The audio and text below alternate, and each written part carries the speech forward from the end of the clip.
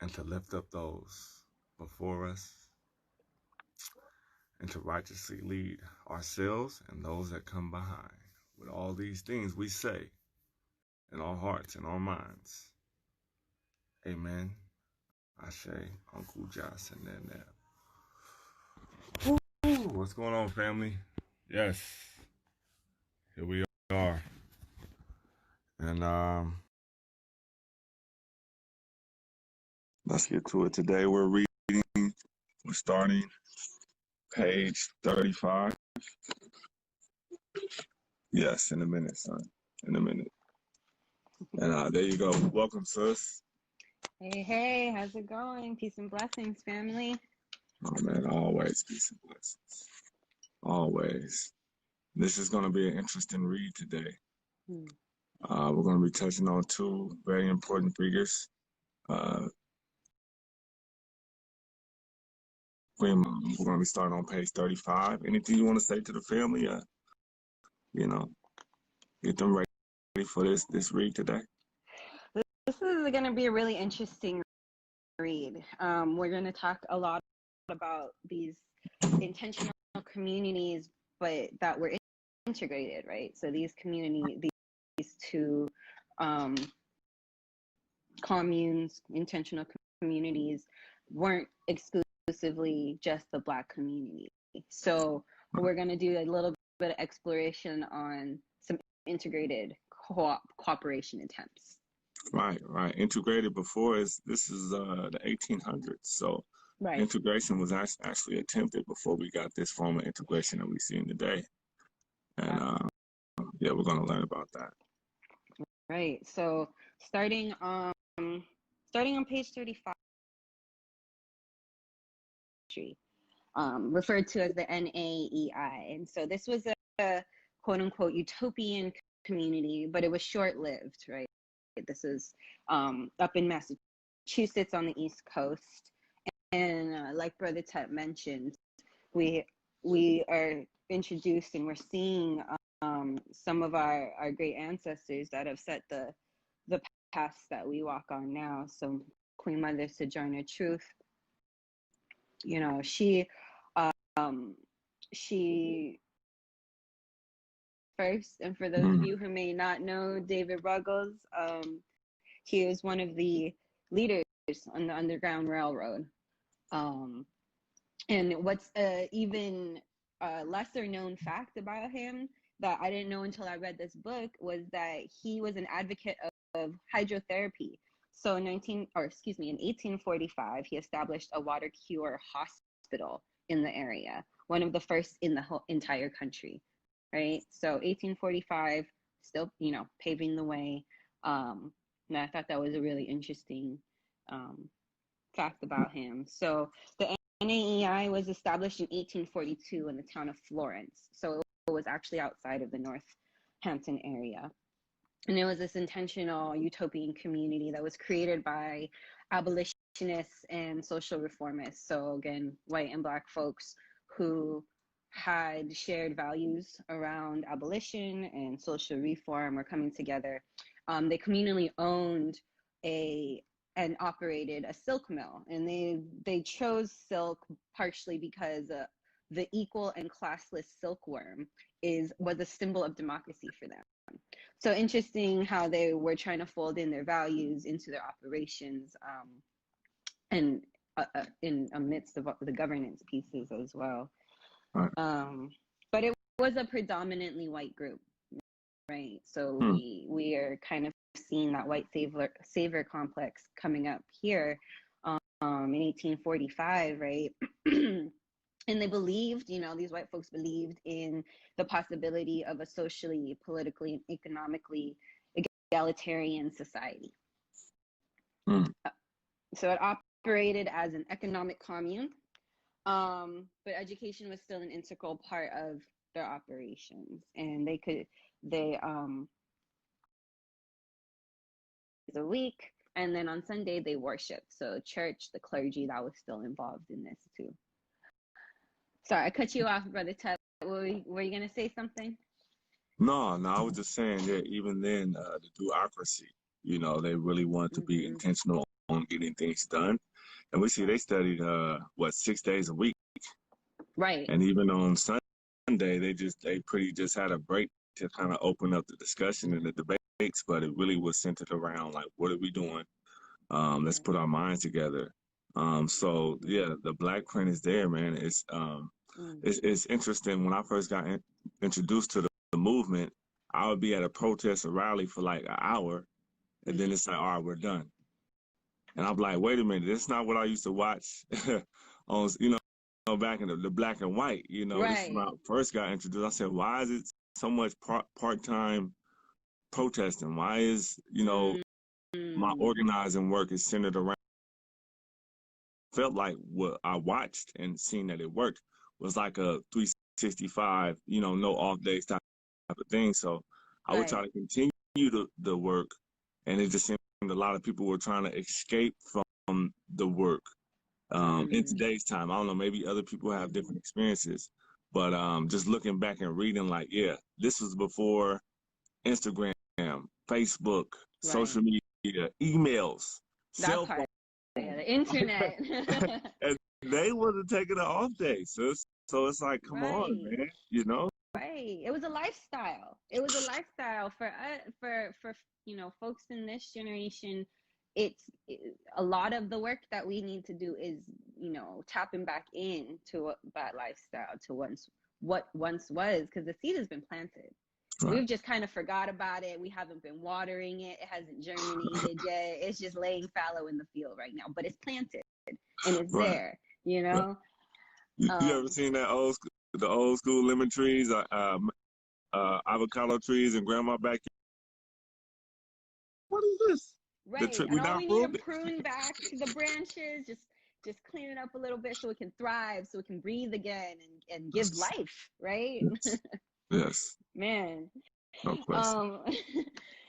So going back into this section, here's where we talk about our, some of our well-known ancestors, Sojourner Truth, Frederick Douglass, David Ruggles.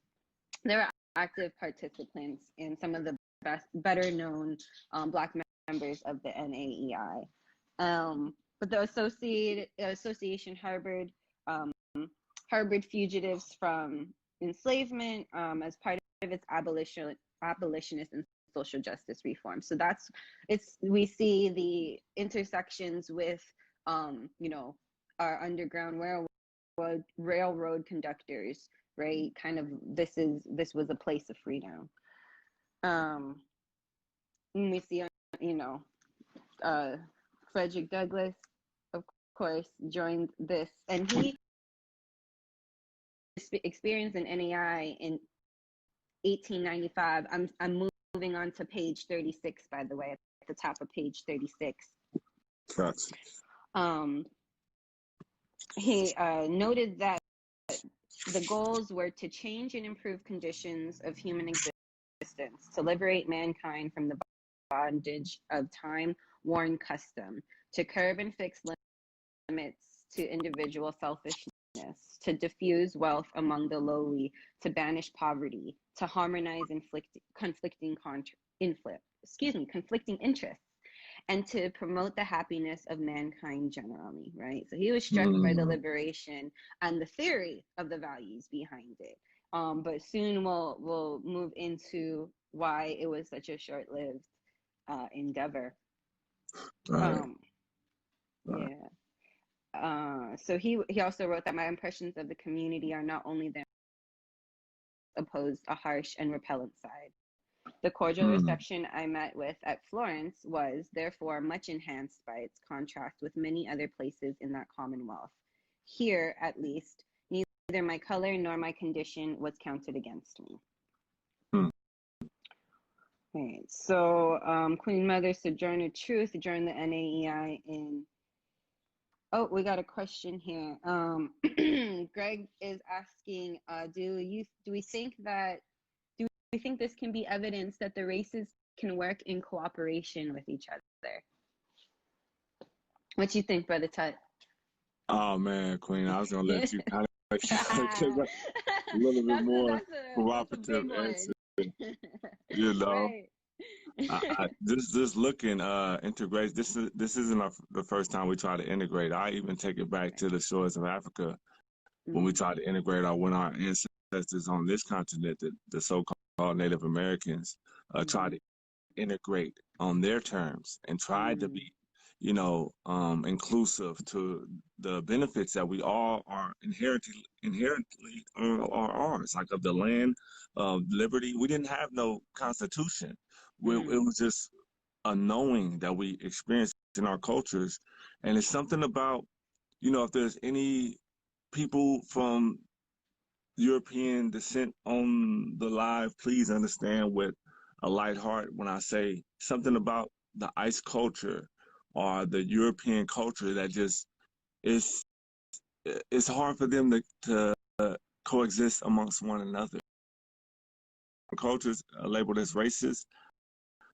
I think the only way that we could collectively coexist is that we have we develop our own level of power to where it has to be respected, and also authority to where if things don't go right, they know we have the means to back it up, and we have the means to hold them accountable. Without no accountability, though, that I feel like will be taken advantage of, as we've seen through history. So no, until we're able to establish that authority and that power on our own, I don't think that we'll have any collective relationships with any other so-called culture on this planet. That's just my perspective.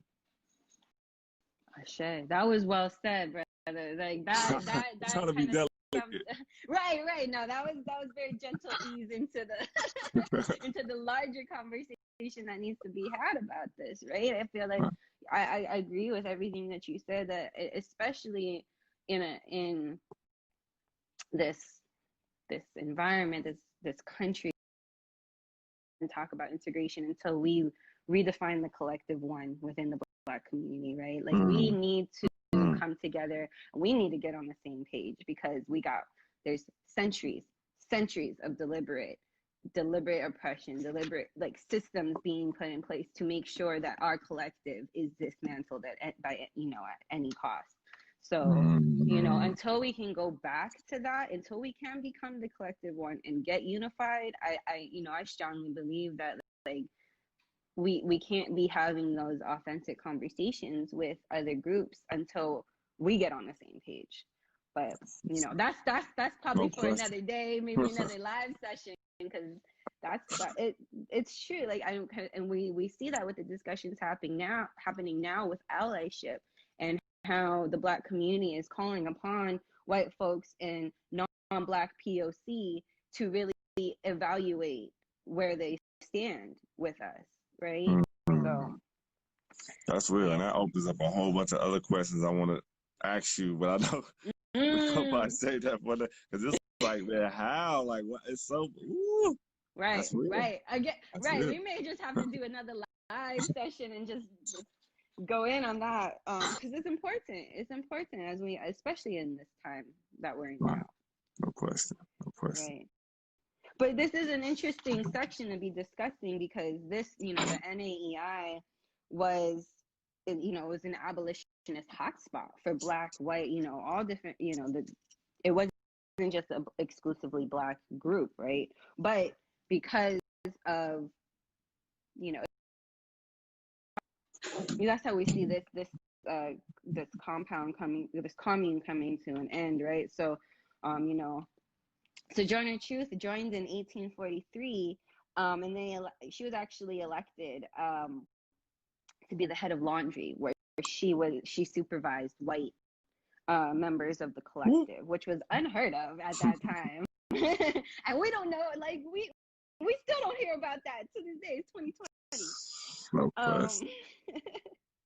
And so she did initially had that feeling of equality, liberation, but as we move in and read through page 37, the commune didn't last, and Sojourner Truth's feelings of like contentment and security.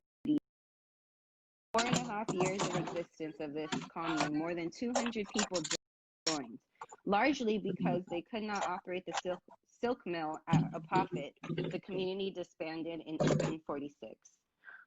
According to Truth and her biographer, however, the NAEI also failed because individualism corrupted the communal spirit. Wow. Wow. Even in the 1800s, same thing you was just talking about. Yep. Yep. We see the transcendence of patterns, right? They're just kind of framed in different ways, but we still see that happening historically and presently. Is that an American thing? I don't know. Is that the individualism? Because looking back through cultures, it's not. That's more of a like where I would like to dig more into the first time people started speaking about this individualism in like a community culture or a society. Because it doesn't make sense to me looking back 200 something years later. So it's like, wow, the ancestors had the same question. And we see that, you know, she came in and she was hearty goodwill. But towards the end, it was like she was very, very like, had contentment and security issues with everything. And it's like, that's how a lot of us feel right now.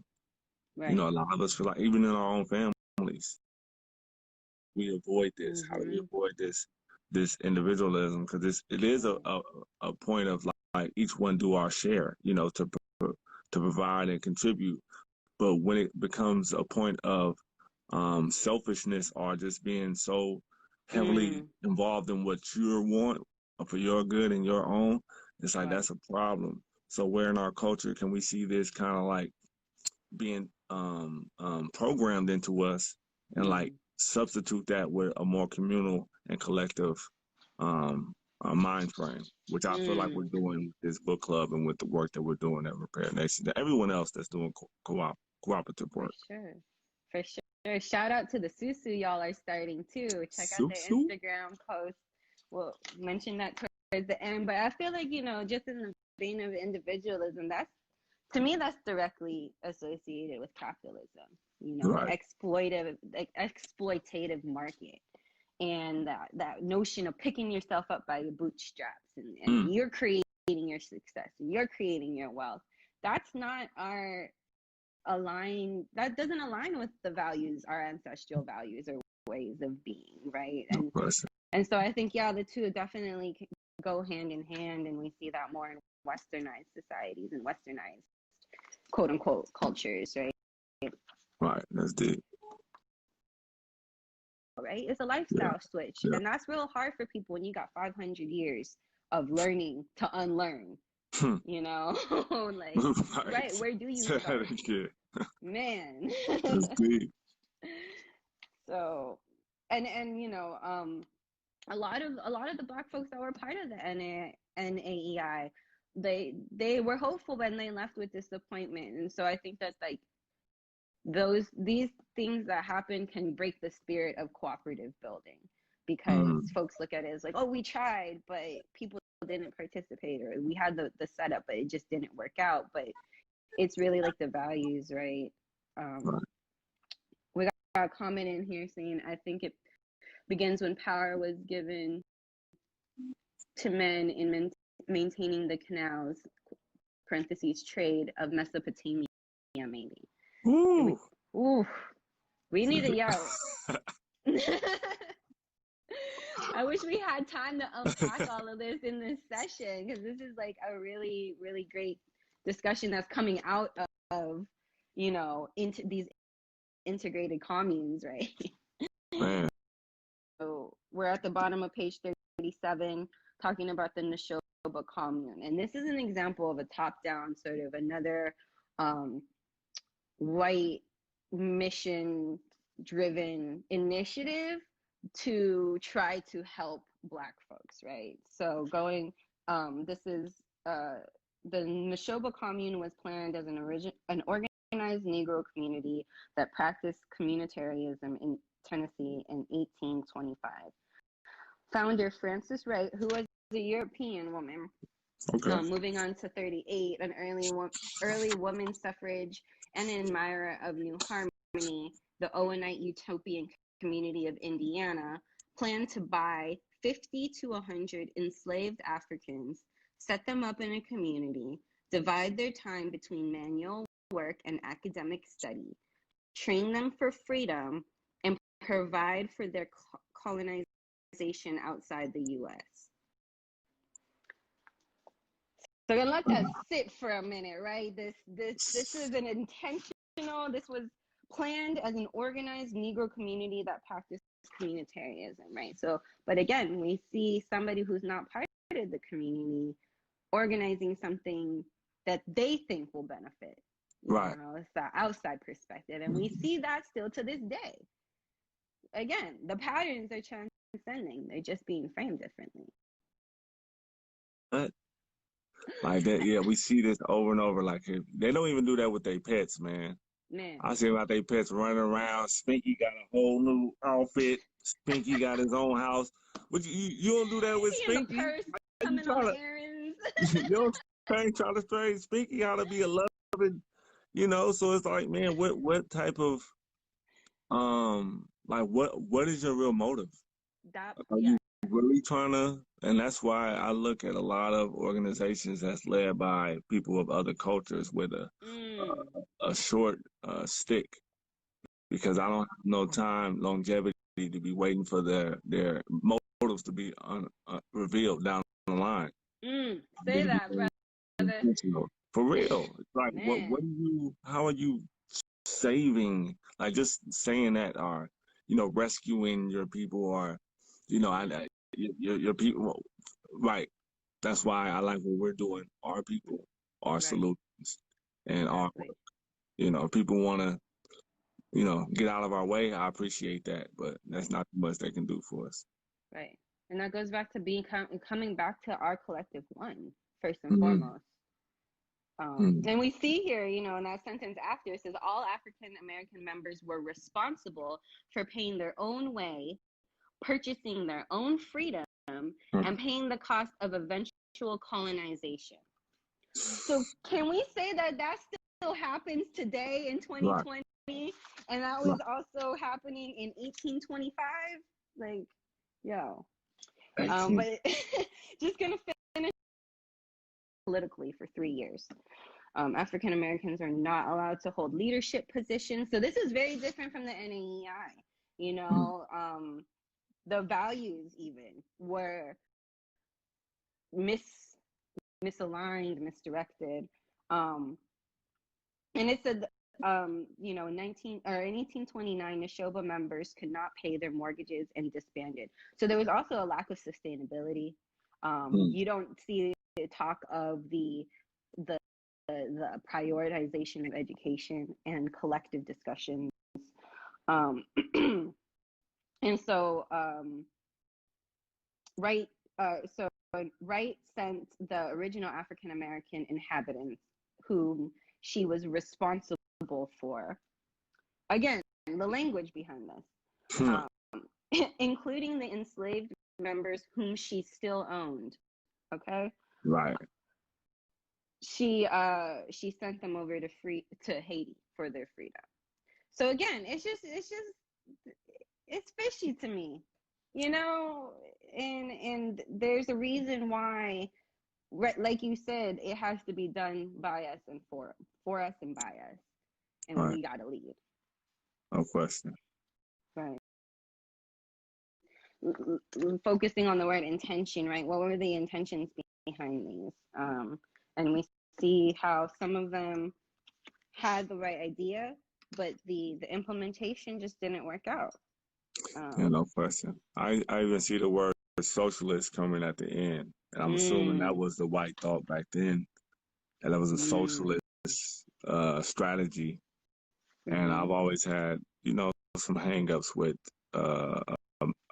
socialist strategy where the population or the majority is in alignment with white views, white savior views, just to be plain. Right. And how does that really work in our relationship? Definitely.